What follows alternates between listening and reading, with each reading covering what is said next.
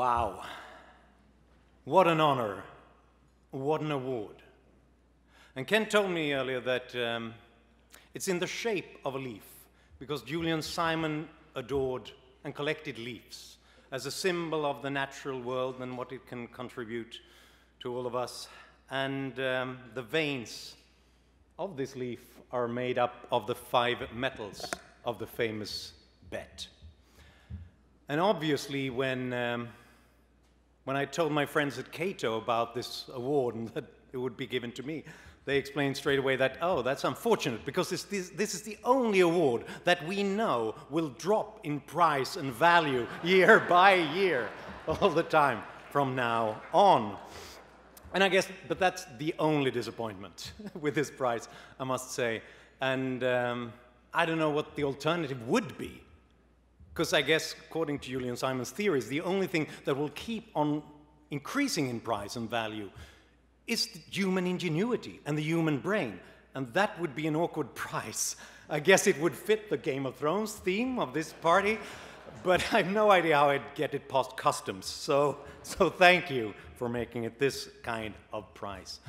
And in the name of Julian Simon, a personal hero of mine, I only met him once during a teleconference in the early days of teleconferencing that made you doubt technological progress in every way. But I read him, I studied him, I adored the kind of message that he gave.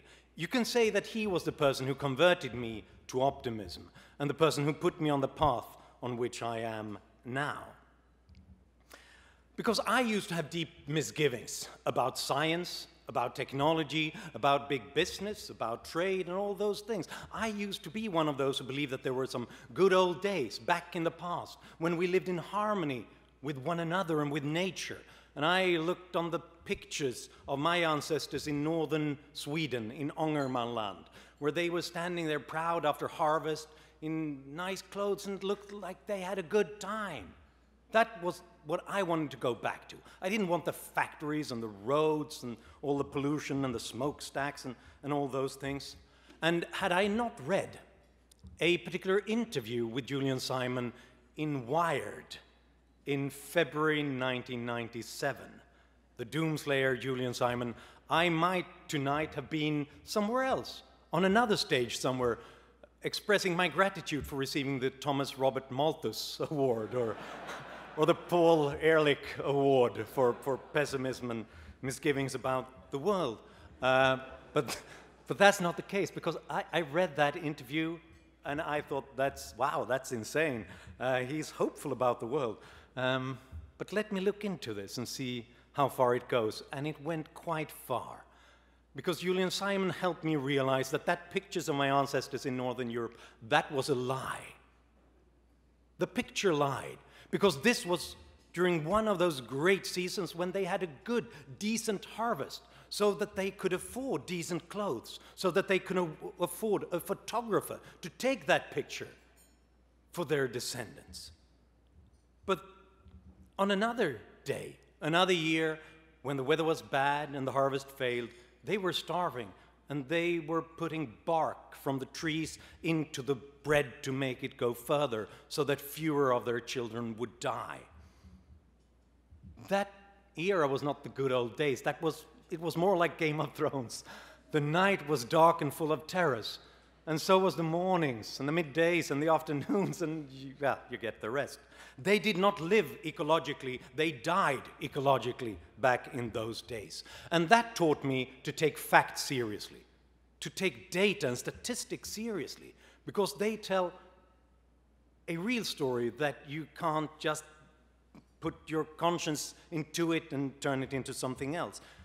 Just like the Iron Bank of Bravos, one of the few institutions that really function in the world of Game of Thrones, tell Stannis Baratheon, when he comes there, telling them that he's the rightful heir to the throne and he needs a big bailout for his troops. And they tell him, you know, your books are filled with words like usurper, madman, bloodright.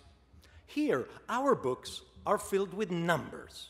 We prefer the stories they tell, more plain, less open to interpretation. And obviously you can lie with statistics as well, but it's easier to lie without statistics. So it's better to have something to check up on all those stories.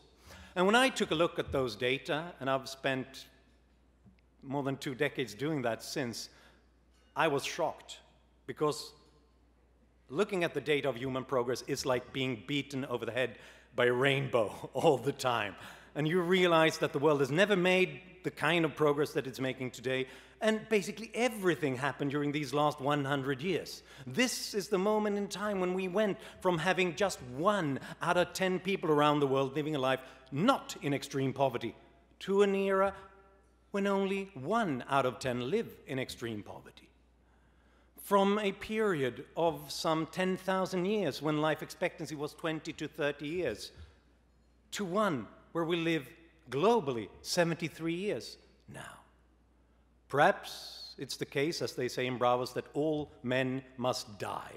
But it makes a difference if you die when you're 20, 30, or 5 months, or when you're 80, 90, or 100 years old.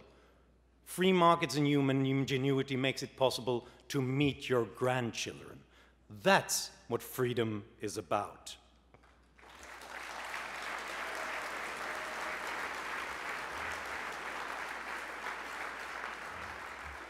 If you see that story, and if you look at the numbers and you realize that that's the case and understand the connection between that progress and human liberty, you can never go back.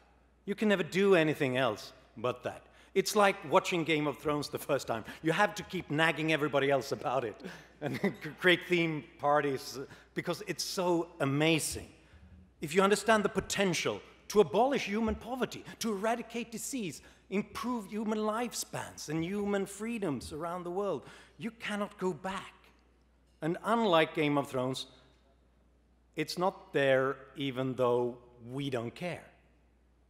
We have to make it happen. It's not automatic. Progress doesn't happen by itself. We live in a golden age, but history is littered with golden ages when mankind made amazing progress. But it was ended and destroyed by special interests, by strong men, by tribalism. So we have to keep on fighting for it. We have to keep that flame of enlightenment and human freedom alive. We can never rest. And sometimes that is a little bit exhausting. Sometimes that is a little bit lonely. One of the more moving things, and I'd like to end on this point, one of the more moving parts of Julian Simon's Ultimate Resource 2, I don't know if there ever was an Ultimate Resource 1, I guess we never find out, but the number 2 was the one that really impressed me, was his preface, where he ended in this very strange way, where he exposed his own weaknesses to everybody. Where he said, because of the fighting words in this preface and elsewhere, I may come through the print to you as feisty or even tough, and able to take care of myself in this argument. But I'm not a very feisty person. I have been trying, mostly unsuccessfully, to get a hearing for these ideas since 1969, and though times have changed somewhat, the difficulties of espousing this unpopular point of view do get to me.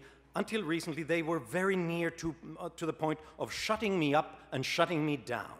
Some others hold a point of view similar to mine, but there are far too few of us to provide mutual support and comfort.